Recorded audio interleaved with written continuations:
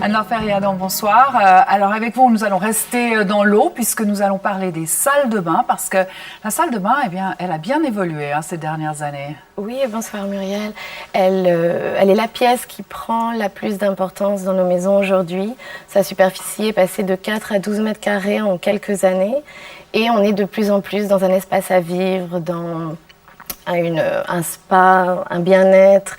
On construit un petit cocon en fait. C'est-à-dire qu'on a essayé de mettre la nature dans la salle de bain. La nature dans la salle de bain, la grande idée c'est d'amener la plage chez vous et d'amener tous les bienfaits de l'eau et de la pierre et des galets, des cailloux, directement à domicile. D'accord, alors on va peut-être commencer par la pièce maîtresse de la salle de bain, c'est-à-dire la baignoire, parce qu'elle a beaucoup changé. Elle a beaucoup changé, on n'est plus du tout dans les baignoires traditionnelles qui sont des baignoires blanches en céramique. Maintenant, on a carrément un caillou qu'on vous découpe et puis vous pouvez vous immerger, prendre un bain, mais vous êtes dans une rivière en fait. D'accord. Et puis autre évolution, c'est peut-être aussi la table de massage qui est transformée en baignoire. Alors tout à fait, là c'est plutôt l'idée du bien-être, du wellness, tout ce qui est des thérapies comme la stone therapy, c'est-à-dire on vient vous masser à domicile, vous avez directement votre table de massage dans votre salle de bain et puis après vous pouvez couler dans la baignoire. Ouais, pas mal.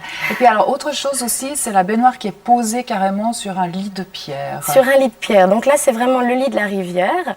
Vous avez une cuve qui est posée sur des galets et l'eau déborde. C'est-à-dire qu'on n'essaye plus d'empêcher la baignoire de couler.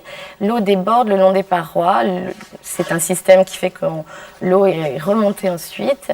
Et vous êtes, il ne vous manque plus que le chant des petits oiseaux. Oui, bon, ça arrive chez moi aussi, mais je n'ai pas une baignoire à débordement. C'est plus un problème. Oui, là, j'ai un autre problème. Et puis alors, les galets, parce que alors là, ça, c'est aussi maintenant la grande tendance. On les met un petit peu partout. Oui, on en met un petit peu partout, soit en revêtement de sol. Donc là, vous êtes plus dans ce genre de galets qui vont être posés plus ou moins profondément dans le ciment pour vous procurer un bien-être, une sensation au niveau des pieds. C'est-à-dire que l'idée est toujours le massage.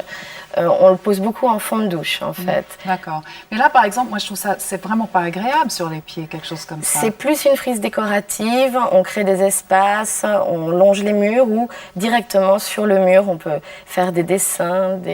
Non, ça, on marche pas dessus. D'accord. Et puis alors ça, qu'est-ce que c'est? Alors ça, c'est plus directement un carrelage, en fait, pour les murs. Ce sont des petits graviers, toujours l'idée du lit de la rivière, coulés dans de la résine. Et puis, vous pouvez en faire des dessins, des bordures de miroirs, des encadrements de portes. Puis alors, pour les accessoires, pour terminer. Les accessoires, c'est toujours la même idée. On est dans le galet. Donc, si vous avez mis des galets au sol, des galets dans votre baignoire, vous en mettez aussi en accompagnement. Donc là, on a une boîte qui sert à ranger des accessoires, du coton ou du maquillage.